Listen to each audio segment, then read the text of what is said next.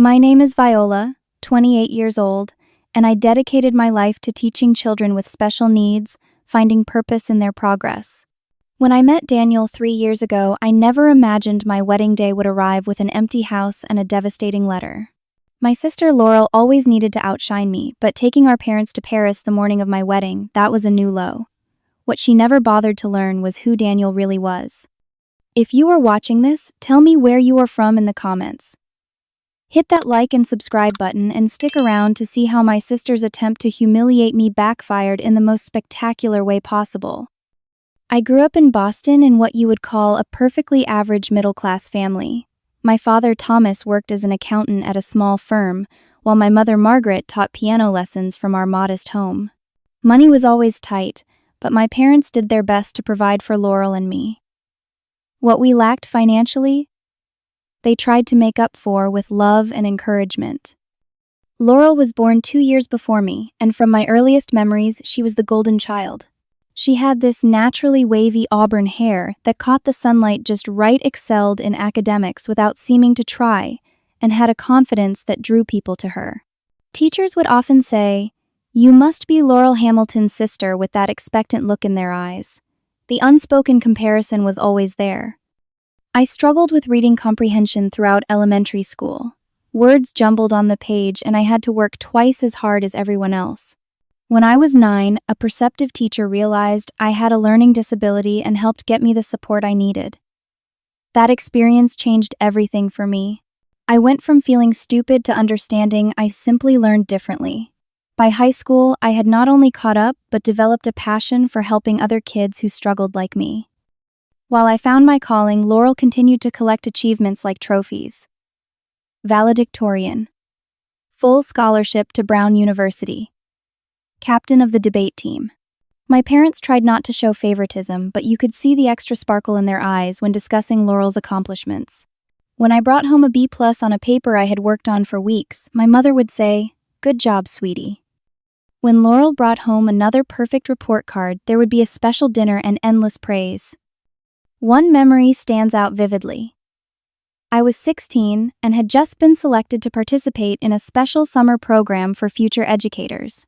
I was thrilled as only 20 students in the state were chosen.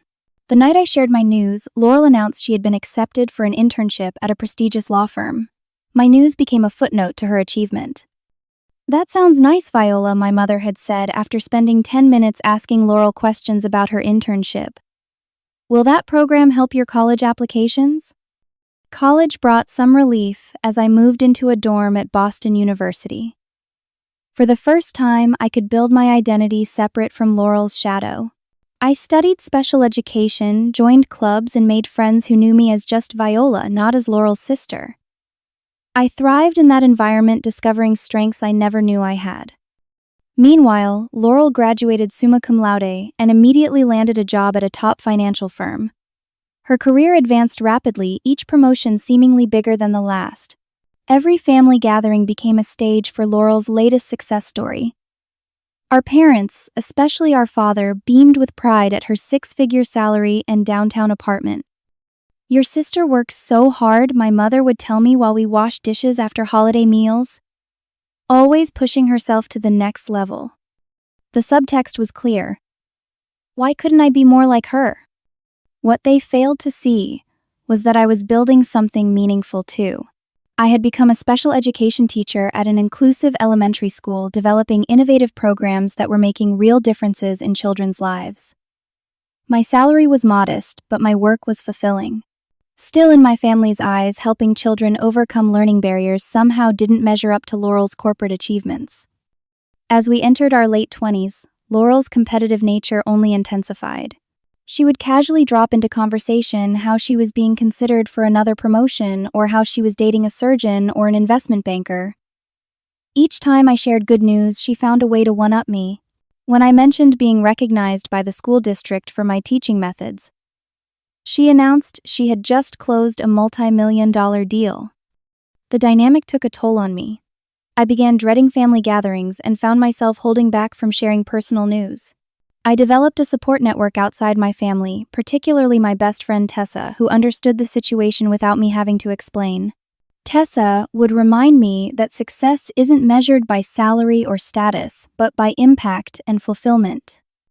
When I met Daniel, I finally found someone else who valued me exactly as I was. His mother, Grace, quickly became another source of support, treating me with the unconditional warmth I had always craved from my own family.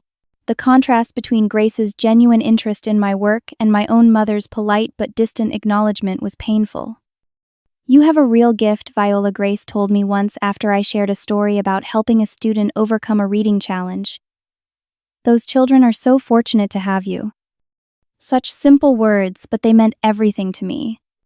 As my relationship with Daniel grew stronger, and our wedding approached the dynamics with my family, especially Laurel, became increasingly strained. I hoped that my happiness might finally be enough to earn their wholehearted support. I was wrong. 4 years ago, our school started a community volunteer program where professionals would come in once a week to read with students who needed extra support. Daniel Harrison signed up as one of those volunteers, listing his occupation simply as business consultant. I remember the first day he came in wearing jeans and a simple button-down shirt, carrying a worn copy of Where the Wild Things Are. There was nothing flashy about him, just a genuine warmth that immediately put the children at ease. He sat cross-legged on the floor with my most challenging student, Noah, who struggled with severe dyslexia and usually refused to participate in reading activities. I used to hate reading too. I overheard Daniel telling Noah, "Words would get all mixed up for me. Took me forever to figure it out." Noah looked up with surprise. "You couldn't read good either." Daniel laughed. "Not at all.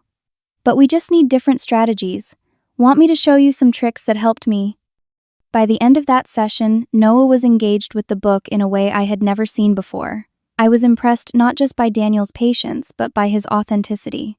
When the children left for music class, I approached him to thank him. "That was amazing," I said. "Noah rarely connects with new people." Daniel smiled, and I noticed his eyes first kind and intelligent. I meant what I told him.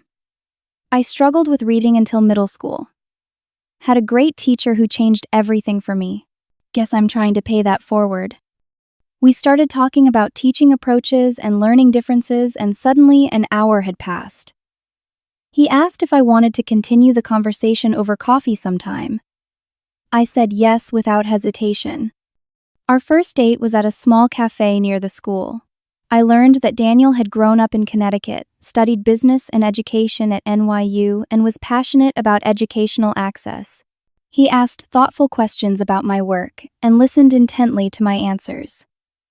There was none of the usual first date peacocking, where men tried to impress me with their accomplishments. Daniel seemed genuinely interested in who I was, not in showcasing himself. As we continued dating, I was struck by Daniel's modest lifestyle. He lived in a nice but not extravagant apartment, drove a practical car, and seemed unfazed by material things. He often suggested simple dates like walks in the park or cooking dinner together. When he did take me to nice restaurants, he never made a show of it. 3 months into our relationship, Daniel invited me to a charity gala. It was the first formal event we attended together, and I borrowed a dress from Tessa because I couldn't afford to buy something new on my teacher's salary. Daniel picked me up wearing a tuxedo that made him look like he had stepped out of a magazine. "You clean up nice," I teased suddenly, feeling a little insecure about my borrowed dress. "You look beautiful," he said, simply in a way that made me believe him. When we arrived at the gala, I was surprised by how many people greeted Daniel by name. The event was for an educational foundation providing resources to underfunded schools, a cause close to my heart. During the dinner, I noticed our table was in a prime location near the stage. The foundation director stopped by specifically to thank Daniel for his support. "The Harrison family has been our biggest champion," she said warmly. I gave Daniel a questioning look after she left. "Harrison Enterprises is my family's company," he explained with a slight shrug. "My father, Thomas, started it as a small real estate development firm 30 years ago. It grew more than anyone expected." How much more, I asked, suddenly realizing there might be more to Daniel's modest demeanor than I had understood. Daniel hesitated. "Enough that we can help with causes we believe in, like educational equity." It wasn't until later that evening, when another guest referred to Daniel as the Harrison heir, that I began to grasp the full picture. A quick internet search that night revealed that Harrison Enterprises was one of the largest commercial real estate development companies on the East Coast, with properties throughout the country and expanding internationally. The Harrison family was not just wealthy, they were in the realm of the ultra-wealthy. When I confronted Daniel the next day, he was apologetic but honest. "I didn't hide it intentionally," he explained, "but I've seen how people change when they know about my family's money. Suddenly I'm not Daniel anymore. I'm a Harrison, a wallet, not a person." I understood his hesitation better than he knew. Hadn't I spent my life being Laurel's sister rather than just Viola? "I fell for the guy who sits on the floor with struggling readers," I told him. "Not for your last name or your bank account." As our relationship deepened, I came to appreciate Daniel's desire to live normally. He had seen too many of his peers become defined by family wealth, losing themselves in extravagance and entitlement. Daniel's parents had raised him to understand the privilege and responsibility that came with their fortune. He worked seriously at the family business, but was determined to make his own contributions beyond wealth management. When Daniel proposed a year and a half later during a private picnic in the community garden we had helped build, I said yes immediately. We agreed on a meaningful but modest wedding, something that reflected our values rather than his family's wealth. Daniel was fully supportive of my wish to keep his family background private from my family. "They should get to know the real me first," he said, "not some preconception based on money." When Daniel met my family for the first time at a dinner at my parents' home, Laurel was immediately dismissive. I could see her cataloging his unpretentious clothes and low-key manner, mentally filing him under not impressive enough. She barely engaged with him during dinner, instead steering the conversation toward her recent promotion. "The finance sector is really where the interesting work is happening right now," she said pointedly. "What did you say you do again, David?" "Daniel," I corrected. "He's in business consulting." Laurel gave a thin smile. "How nice. Entry level." Daniel handled her condescension with grace, neither correcting her assumptions nor playing into them. "I've been fortunate to work on some interesting projects," he said simply. Later, when Daniel excused himself to help my father with dishes, Laurel leaned over to me. "He seems nice enough, but I thought you would aim higher, Vi. You always settle." The comment stung, but Daniel's quiet confidence had given me a new resilience. For the first time, I felt secure enough in myself and my choices not to let Laurel's judgment affect me. Daniel had shown me what unconditional support looked like, and it was changing how I saw myself. As wedding planning began, I was the happiest I had ever been. Daniel and I were building a partnership based on shared values and genuine connection. His family welcomed me warmly, particularly his mother Grace, who never made me feel less than for my modest background or teaching career. In fact, she often told Daniel how lucky he was to have found someone with such passion and heart. "Teaching is the most important profession there is," she told me once. "You're shaping the future one child at a time." For the first time in my life, I felt fully valued for exactly who I was. I just wished my own family could see me the same way.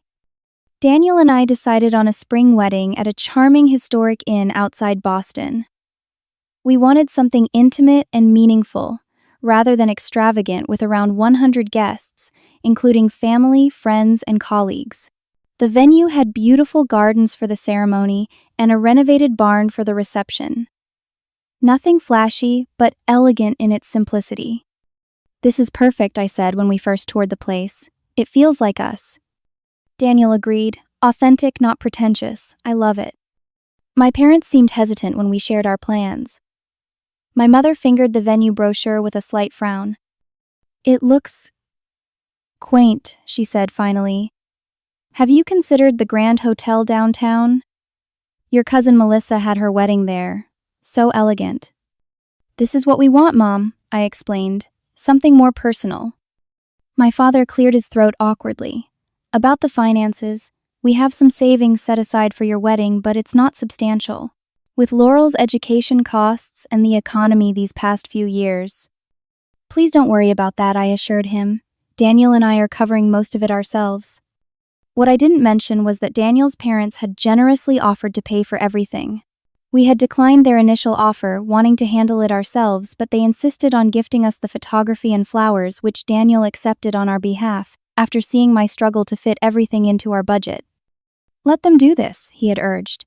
It makes them happy, and wedding photography isn't something you want to compromise on.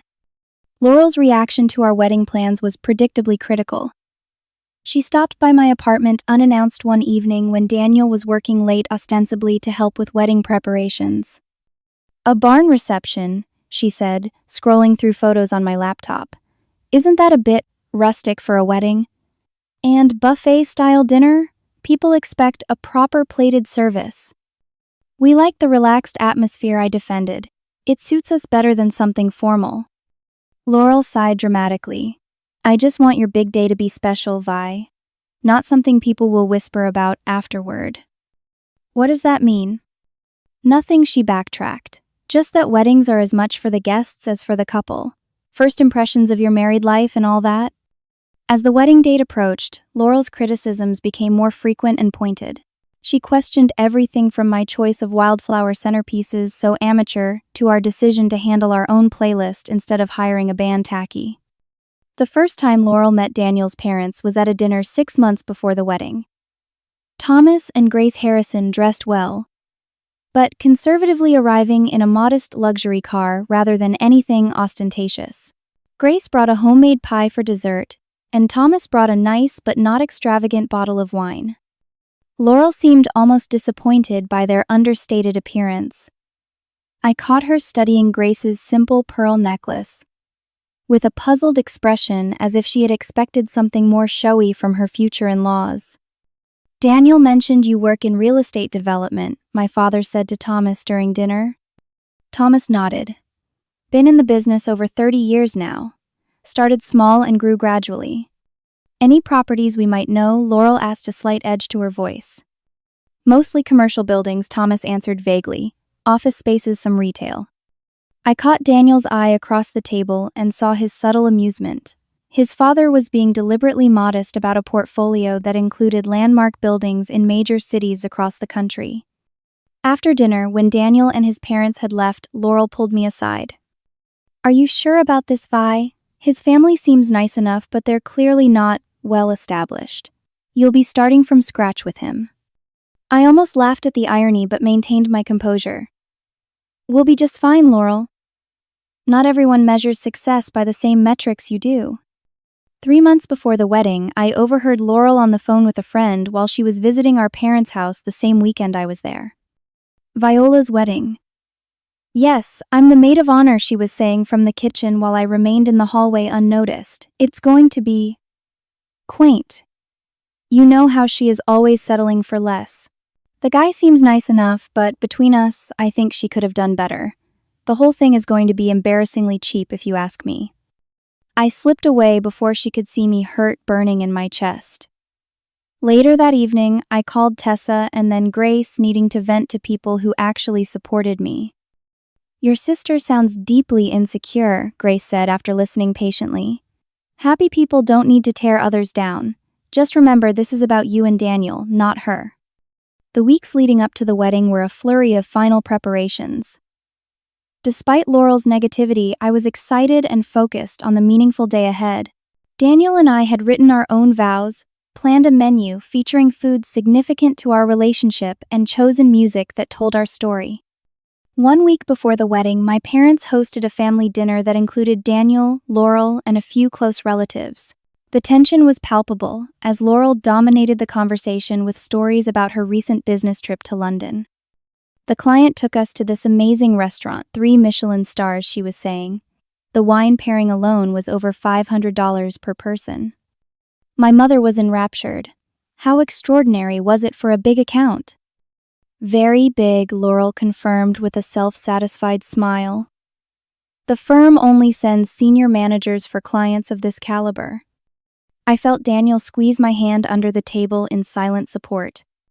"Viola and Daniel, how are the final wedding details coming along?" my aunt asked, kindly changing the subject.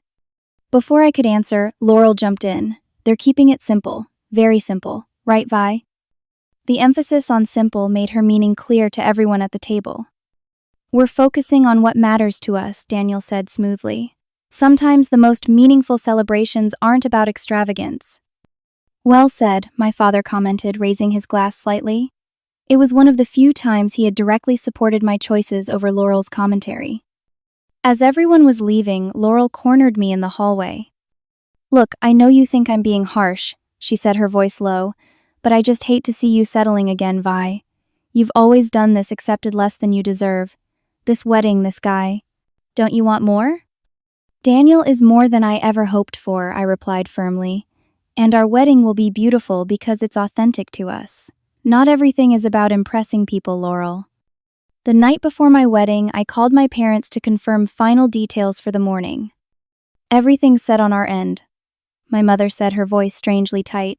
We'll see you tomorrow. Is everything okay, Mom? You sound odd. Just wedding jitters, dear. Get some rest. I hung up feeling uneasy but chalked it up to pre-wedding nerves. Despite the tensions with Laurel and my parents' lukewarm enthusiasm, I went to bed excited for the day ahead. Tomorrow I would marry the man I loved, surrounded by people who genuinely cared about us. Nothing could spoil that. I had no idea what morning would bring. I woke up at 6:30 on my wedding day with butterflies of excitement in my stomach. The ceremony wasn't until 2 in the afternoon, but there was hair and makeup scheduled for 9, and my parents were supposed to arrive at 8 to have breakfast together before the day began. Today's the day, I whispered to myself, stretching in bed before pulling on my robe. My apartment was quiet as I padded to the kitchen to start coffee. My parents were staying in my guest room, and Laurel had insisted on getting a hotel room because 3 women getting ready need space. I expected to hear my mother stirring soon, always an early riser. By 7:15, when there was still no sound from the guest room, I knocked gently on the door. Mom, Dad, coffee's ready. No answer. I knocked again, louder this time, then slowly opened the door to find the bed perfectly made and the room empty. Their overnight bags were gone. A spike of anxiety shot through me. Had they forgotten something and run out? I checked my phone. No messages or missed calls. I dialed my mother's number, straight to voicemail, then my father's. Same result. That's weird, I said aloud, trying to quell the rising panic. Maybe they went out for breakfast to give me space. But they would have left a note or texted. I called Laurel next. No answer there either. By 8 o'clock, with still no word from anyone in my family, I was pacing the apartment, calling repeatedly, growing increasingly frantic. This made no sense. Where could they have gone on my wedding day? I was about to call Tessa when I noticed an envelope on the kitchen counter, partially hidden behind the coffee maker. My name was written on it in Laurel's distinctive handwriting. With trembling fingers, I opened it and unfolded the letter inside. Dear Viola, by the time you read this, Mom, Dad, and I will be on our way to Paris. I know this will come as a shock, but I've been planning this surprise trip for months as a special gift for their 30th anniversary next month. The opportunity for first-class tickets came up suddenly, and I couldn't pass it up. I know your wedding is today, but let's be honest, Vi. This small-budget ceremony you've planned is hardly the event of the season. Mom and Dad were too polite to tell you, but they've been dreading making small talk with your teacher friends in some rustic barn. I'm actually doing them a favor, saving them from the embarrassment. We both know your wedding is just like everything else in your life, second-rate and settling for less. Daniel seems nice enough, but he's clearly not going anywhere career-wise. Another underachiever, just like you always attract. I told Mom and Dad we can have a proper family dinner to celebrate when we return next week. Maybe we can even help you plan a more appropriate reception later, something that won't make people whisper about how sad it was. Don't be angry, Vi. This is for the best. You've always been content with less while I've pushed for more. That's just who we are. Love always, Laurel. I collapsed onto a kitchen chair, the letter falling from my numb fingers. The room seemed to spin around me. My entire family had abandoned me on my wedding day. My sister had orchestrated this humiliation deliberately, and my parents had gone along with it. The betrayal cut so deep I could barely breathe. Tears streamed down my face as the full weight of it hit me. They really thought so little of me, of my choices, of Daniel. They really believed I deserved this treatment. I don't know how long I sat there, but eventually my phone rang.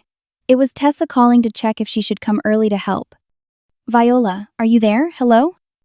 They're gone. I finally managed my voice barely audible. What?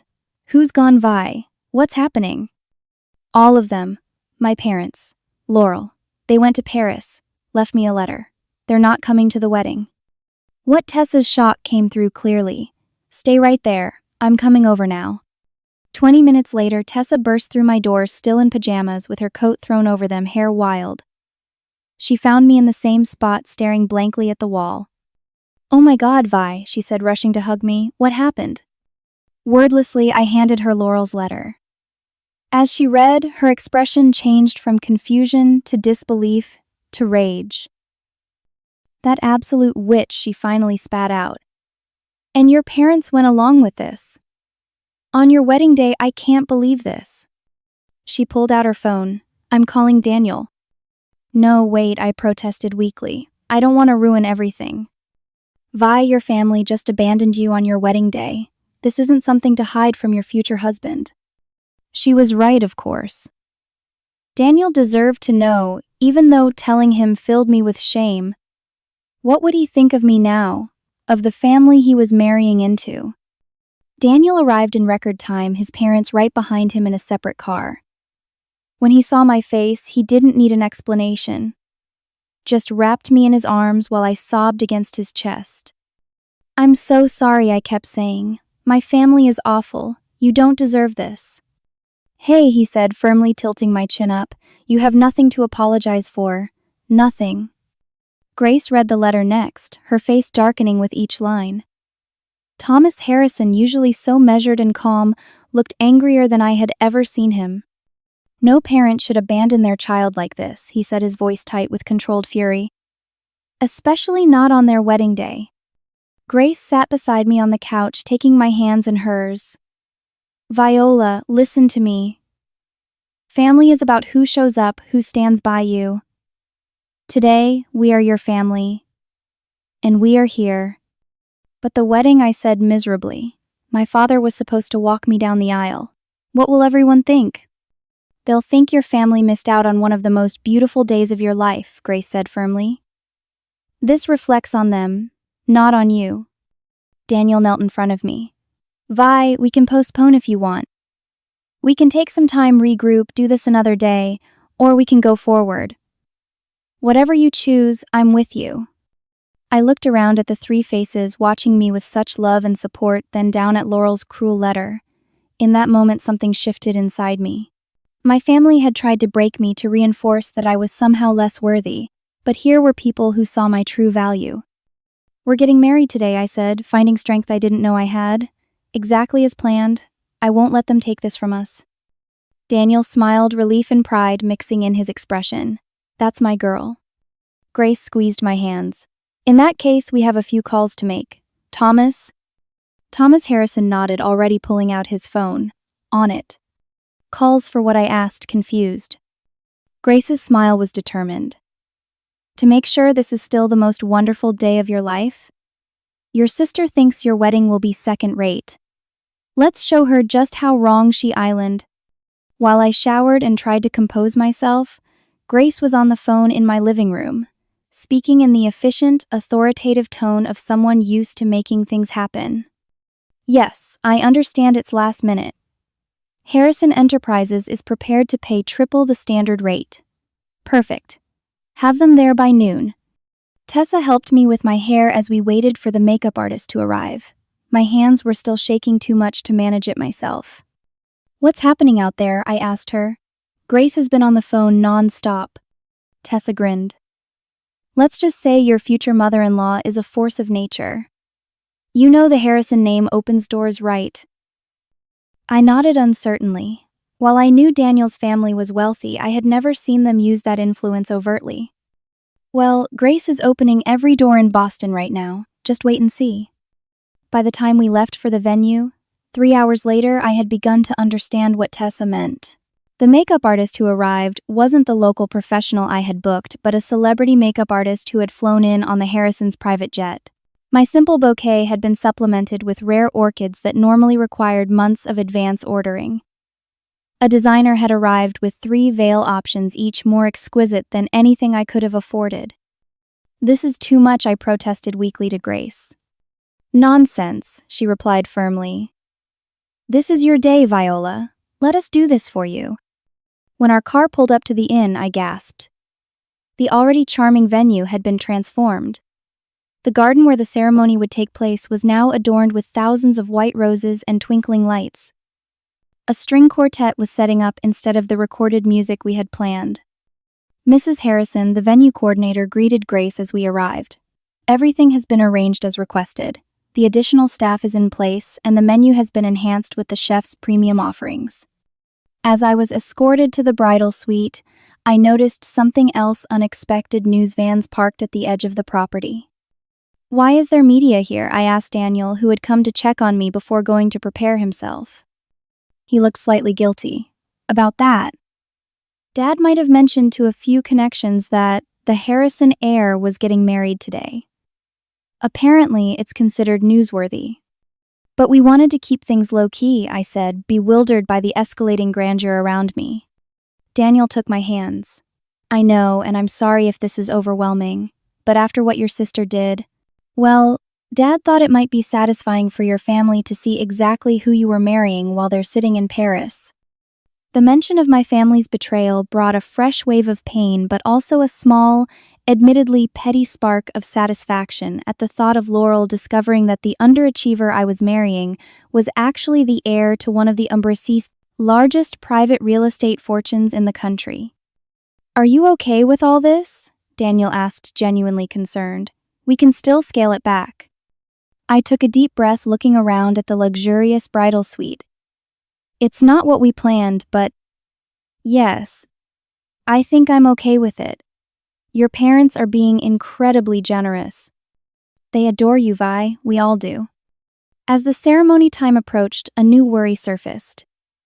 Who's going to walk me down the aisle? I asked Tessa, as she helped adjust my veil. A knock at the door interrupted us. Thomas Harrison entered looking distinguished in his tuxedo. Viola, he said gently. I know I could never replace your father, but if you would allow me, I would be honored to escort you today. Tears welled in my eyes at his kindness. I would be grateful, Thomas. Thank you. The ceremony was more beautiful than I could have imagined. The garden was filled with guests, including several prominent business leaders and local celebrities who were apparently friends of the Harrison family. As Thomas led me down the aisle to where Daniel waited, his eyes shining with love, I felt a curious mix of emotions: lingering hurt from my family's absence, but also overwhelming gratitude for the new family I was joining.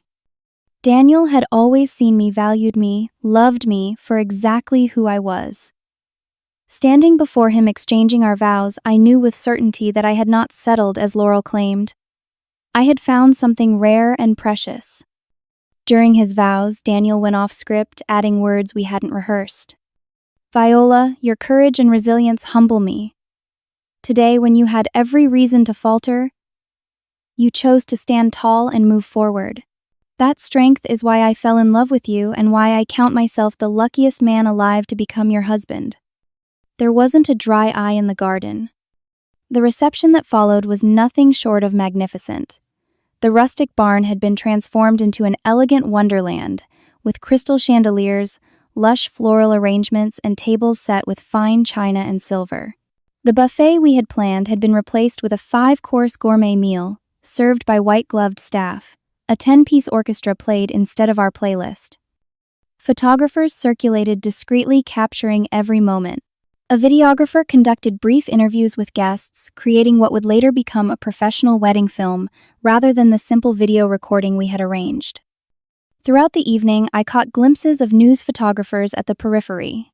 The next day, I would learn that our wedding had made the society pages and local news with headlines like Harrison heir weds in surprise luxury ceremony and education power couple.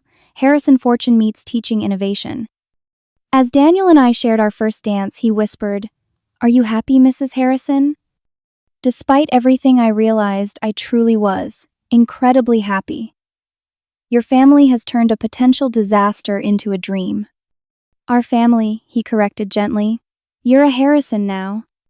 The evening concluded with a spectacular fireworks display over the garden, arranged by Thomas as a surprise. As guests oohed and ahed at the colorful explosions overhead, Daniel and I stood wrapped in each other's arms. "Not bad for a small-budget ceremony, huh?" Daniel murmured against my hair. I laughed, feeling lighter than I had all day. Laurel would be having a conniption. "Good," he said, and kissed me under the sparkling sky. As we departed for our hotel, rose petals showering us from all sides, I realized something important. My family's absence, which had seemed catastrophic that morning, hadn't ruined anything. Instead, it had clarified who truly deserved to share in our joy. The people who had surrounded us today, both the friends who had always been part of our plans and the unexpected additions from the Harrisons' circle, were there to genuinely celebrate our love. For the first time in my life, I hadn't been compared and found wanting. I had been celebrated for exactly who I was. And it felt wonderful. The morning after our wedding, Daniel and I flew to Bali on his family's private jet, a wedding gift we hadn't expected. Instead of the modest beachfront hotel we had booked, we would be staying at the Harrisons' private villa overlooking the Indian Ocean. "I hope this is okay," Daniel said as we settled into plush seats for the long flight. Mom and Dad got a little carried away. I smiled, still processing the whirlwind of the past 24 hours. "It's more than okay. Your parents have been incredible." "Our parents," he corrected again with a squeeze of my hand. During our flight, I made a decision. "I'm turning off my phone for the honeymoon," I told Daniel. "No social media, no news, no family drama. Just us." He nodded. "Sounds perfect."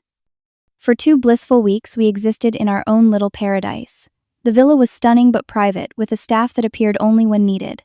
We swam in our infinity pool, walked on pristine beaches, explored local markets, and spent long, lazy mornings in bed. Not once did I check my phone or email. The morning we were set to leave Bali, I finally turned on my phone.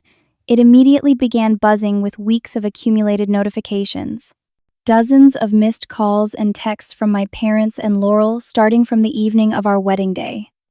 The first text from Laurel, time-stamped, about 8 hours after our ceremony, made my heart race. "Viola, call me immediately. Why didn't you tell us Daniel is that Harrison? His family owns half of Boston. Your wedding is all over the news here in Paris." Several more increasingly frantic messages followed.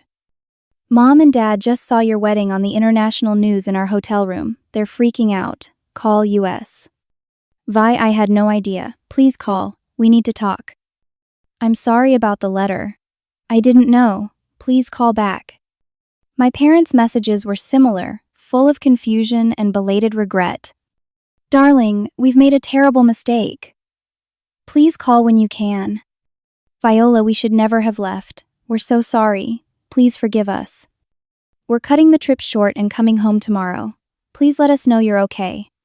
Seeing their panicked messages brought a complex mix of emotions, vindication, lingering hurt, and a strange sense of power I had never felt before in relation to my family. For once, I was the one who could choose whether to respond, not the one desperately seeking approval. I showed the messages to Daniel, who read them with a raised eyebrow. "Funny how your sister suddenly wants to talk now that she knows about my family's money," he observed dryly.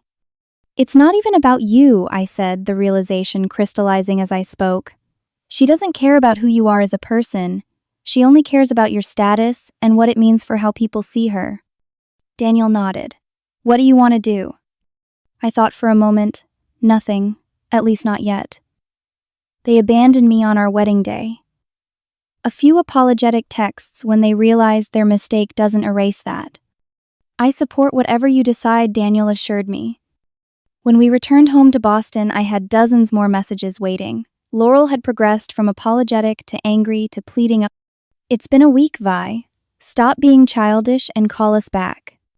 "Do you have any idea how bad this looks for all of us?" People are asking questions. "Please, Vi. I said I was sorry. What more do you want?" My parents were more consistently apologetic, but their messages revealed more concern about appearances than about my feelings. "People at church are asking why we missed your wedding. We don't know what to say. Your father ran into Thomas Harrison at the golf club. It was mortifying. Please help us make this right." Daniel and I settled into our new apartment, a spacious place in a historic building that his family happened to own. I returned to my teaching position, now working on expanding the special education program I had developed with a grant from the Harrison Educational Foundation. 3 weeks after our return, Tessa came over for dinner and filled me in on what I had missed. "Your sister is in full damage control mode," she reported. Apparently showing up in her office's Paris photos while simultaneously missing her sister's society wedding of the year has raised a lot of awkward questions. "How do you know this?" I asked, surprised. "Remember, my cousin works at her firm. He says Laurel's been telling everyone there was a family emergency that required her to be in Paris, but nobody's buying it. Since the wedding photos clearly show it happened as scheduled, just without your family present." I couldn't help feeling a small petty satisfaction at this news. "And my parents?" "Back from Paris early, according to my mom, who ran into them at the grocery store." "Your mom looked like she'd been crying. They're telling people there was a misunderstanding about the wedding date." Daniel shook his head. "A misunderstanding that just happened to involve plane tickets to Paris?" As weeks passed, the messages from my family became less frequent but more desperate. I maintained my silence, not yet ready to engage.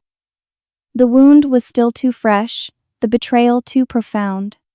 One evening, in late summer, 2 months after our wedding, my mother left a voicemail that finally acknowledged the real issue. "Viola, I understand why you're not responding. What we did was unforgivable. We let Laurel convince us that her plan made sense, and we failed you completely as parents. There's no excuse. We're not asking for forgiveness, just a chance to apologize in person. We love you, sweetheart. Please call when you're ready." I played the message for Daniel that night. "She finally gets it," I said quietly. "At least a little bit." "Do you want to see them?" he asked. I considered the question carefully. Not yet, and not Laurel. Maybe my parents eventually, but I need more time. "Take all the time you need," he assured me. What neither of us said aloud was that this period of silence had been healing for me. For the first time in my life, I wasn't chasing my family's approval or acceptance. I was living my life on my terms, surrounded by people who valued me. My relationship with the Harrisons deepened during this time. Grace invited me to join the board of their educational foundation, where my classroom experience brought valuable perspective. Thomas sought my input on a new project, creating affordable housing for teachers near high-need schools. "You have insight we need," he told me. "Your voice matters here." Such simple words, but they meant everything to me after a lifetime of feeling secondary. One rainy October evening, Laurel showed up unannounced at our apartment building. The doorman called up, and Daniel and I debated whether to allow her up. "It's your call," Daniel said. "I can ask him to send her away." I took a deep breath. "Number? I'll see her in the lobby. Not up here. And just for a few minutes." Laurel looked smaller somehow, standing in the elegant lobby with rain dampening her designer coat. When she saw me, she rushed forward, then stopped abruptly when I didn't move to embrace her. "Vi," she began, her voice breaking slightly. "Thank you for coming down." I nodded but said nothing. "I've been trying to reach you for months," she continued. "I need to explain about the wedding." "There's nothing to explain," I said evenly. "Your letter was very clear. You thought my wedding would be embarrassing and Daniel was an underachiever. You were wrong on both counts, as it turns out." She flinched. "I didn't know about his family. If I had known..." "That's exactly the problem, Laurel. If you had known he was wealthy, you would have treated him differently. Just like you've always treated me differently, because I don't meet your standards of success." "That's not fair," she protested weakly. "Isn't it you've spent our entire lives making me feel less than? The one day that should have been about my happiness, you deliberately ruined because you decided my choices weren't good enough." Laurel's carefully composed expression crumbled. "I made a terrible mistake. I'm sorry, Vi. People at work, they're looking at me differently now. Some clients have asked to work with other managers. Dad's golf friends are avoiding him. Mom cries all the time." I noted with bitter clarity that her apology was still centered on the social consequences they were facing, not on the pain they had caused me. "I'm sorry you're all suffering," I said, not unkindly but firmly. "But I'm not ready to pretend everything is okay." "What can I do?" she asked. desperation clear in her voice. How do I fix this? I shook my head. I don't know if you can, Laurel. Some betrayals cut too deep. I need time. As she left, shoulders slumped in defeat, I felt no triumph, only a sad certainty that our relationship would never be the same. Whether that was ultimately good or bad remained to be seen. 6 months after our wedding, I was thriving in ways I never expected. With support from the Harrison Educational Foundation, I had developed an innovative program for children with learning differences that was being implemented in schools across the district. My work was gaining recognition in educational circles, and I had been invited to speak at several conferences. Daniel and I had settled into a partnership that felt equal and supportive despite the disparity in our family backgrounds. We made decisions together about everything from household matters to charitable giving. His family's wealth was a resource we used thoughtfully, particularly for educational initiatives, but it didn't define our daily lives or our relationship. "I'm so proud of what you're building," Daniel told me one evening as I showed him the latest data from my program. "You're changing these kids' lives." Coming from him, the praise felt genuine, not like the conditional approval I had always sought from my family. One crisp autumn day, I finally agreed to meet my parents at a cafe halfway between our apartment and their home. Daniel offered to come with me, but I decided to go alone. "I need to do this on my terms," I explained, "but thank you for offering." My parents were already there when I arrived, looking nervous and older than I remembered. My mother half rose from her seat when she saw me, uncertain whether to attempt a hug. I made the decision for her, giving her a brief embrace before sitting down. "Thank you for meeting us, Viola," my father said, his voice thick with emotion. "It means more than we can say." I nodded, waiting for them to continue. This was their opportunity to speak, not mine. "What we did was unforgivable," my mother began, tears already forming in her eyes. "Leaving on your wedding day, there's no excuse that could possibly justify it." "Why did you do it?" I asked simply. It was the question that had haunted me for months. My parents exchanged glances. My father spoke first. "We've asked ourselves that same question every day since. The simple answer is that we let Laurel convince us it was a good idea. She presented it as this amazing opportunity, a once-in-a-lifetime trip that would cost less because of some work connection she had. But it was my wedding day," I said, the hurt still evident in my voice. "We know," my mother whispered. "We convinced ourselves that you wouldn't mind too much, that your wedding was just a small gathering that could be celebrated again later. We were wrong, so terribly wrong." It wasn't just about missing the ceremony, I continued, needing them to understand the full extent of their betrayal. It was about what that choice said about how you value me, how you've always valued me compared to Laurel. My father looked genuinely puzzled. "What do you mean compared to Laurel?" "My entire life, I've been the afterthought, the less impressive daughter. My achievements were nice, but Laurel's were spectacular. My career is meaningful, but Laurel's is prestigious. My choices were questioned while hers were celebrated." My parents sat in stunned silence as I continued.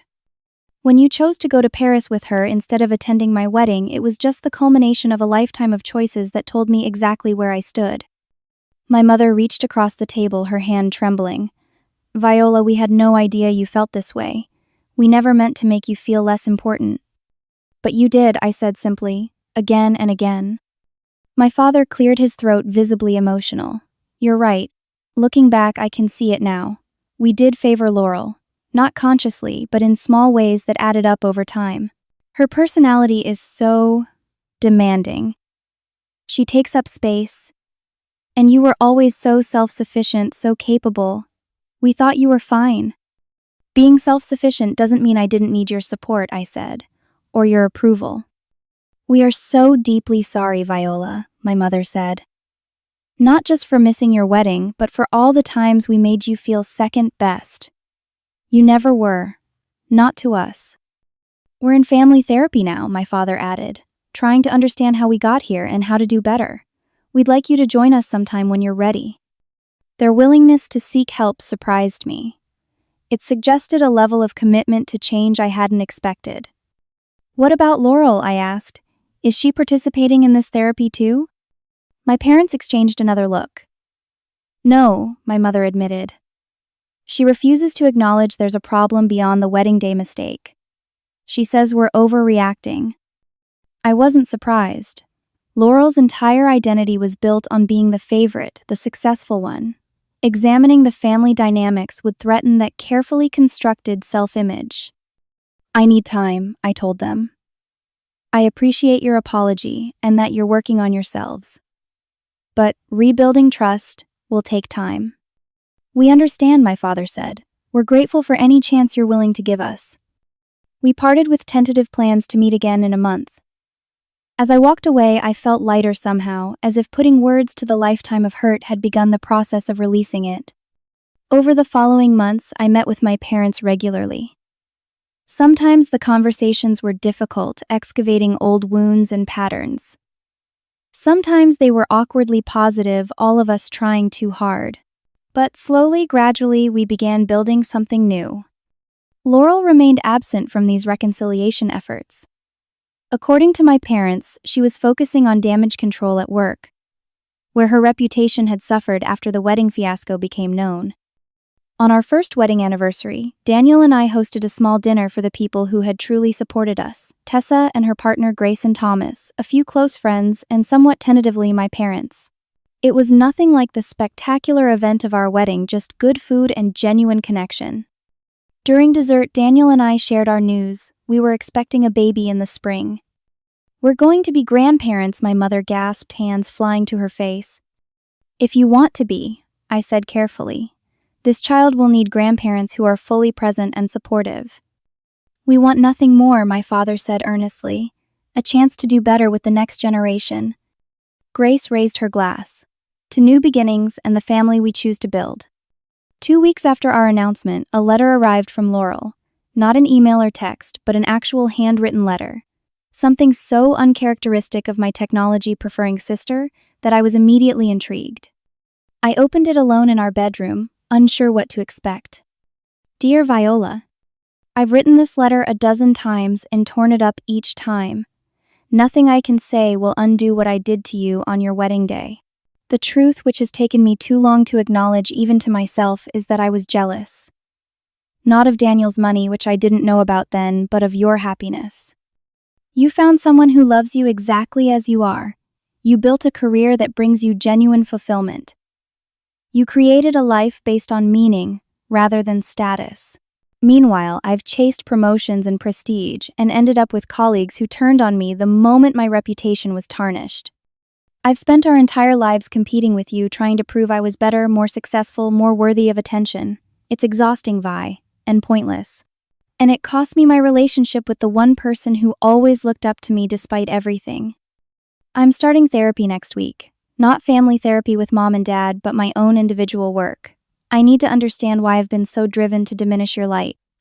I don't expect forgiveness. I wouldn't forgive me either. But I wanted you to know that I'm trying to change, to understand, to become someone who might someday deserve to be in your life again. Congratulations on the baby. You'll be an amazing mother because you know what it means to love someone unconditionally. With regret and hope, Laurel. I sat with the letter for a long time, emotions swirling. This was the first time Laurel had acknowledged the deeper pattern, not just the wedding day betrayal. It was also the first apology that wasn't centered on the consequences she had faced. I didn't respond immediately. One letter, no matter how seemingly heartfelt, couldn't erase decades of competitive undermining or the wedding day abandonment. But I tucked it away rather than throwing it out, leaving open the possibility of a response when I felt ready. A month later, I suggested meeting Laurel for coffee. Daniel was concerned. Are you sure? He asked. You don't owe her anything. I know, I assured him. This isn't about obligation.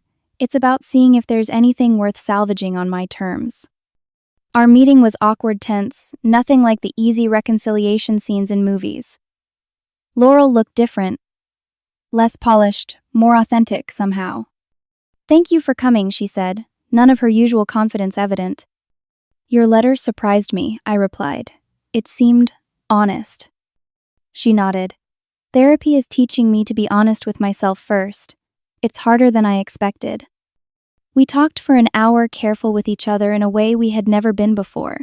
I set clear boundaries about what I could offer, not instant forgiveness or a return to our previous relationship, but small steps toward a potential new connection based on mutual respect. I'd like to meet occasionally like this, I told her. See where it goes. But I need you to understand that things will never be the same between us. I understand, she said quietly. I'm grateful for any chance at all. As spring approached, and with it the birth of our child, I reflected on the journey of the past year. The wedding day that had begun with betrayal had ultimately led to profound changes in how I viewed myself and my relationships. The pain had been real, but so was the growth that followed. We named our daughter Eleanor Grace, honoring both Daniel's mother and the quality that had carried me through the most difficult times. When she was born, my parents were at the hospital respectfully waiting their turn after Daniel's parents to hold their granddaughter. Laurel sent flowers but didn't presume to visit, understanding that trust was still being rebuilt slowly. Looking at my daughter's tiny face, I made a silent promise that she would always know her worth wasn't tied to achievements or comparisons. She would be loved for exactly who she was, with all her unique strengths and struggles embraced equally. The family I was building would be different from the one I had grown up in. It would be founded on acceptance rather than competition, on support rather than judgment. The painful lesson of my wedding day had ultimately given me the courage to break old patterns and create something healthier for the next generation. In the end, my sister's cruel attempt to humiliate me had led to my greatest liberation, the freedom to define family on my own terms, to surround myself with people who genuinely celebrated my happiness rather than diminishing it. That is the true wealth I gained on my wedding day, far more valuable than any Harrison fortune. What family dynamics have you experienced that shaped your understanding of love and acceptance? Has someone's attempt to hurt you ever backfired and led to unexpected positive changes in your life? Share your stories in the comments below. And if this resonated with you, please like, subscribe, and share with someone who might need this message today. Thank you for listening to my journey, and remember, your worth is never determined by others' inability to see it.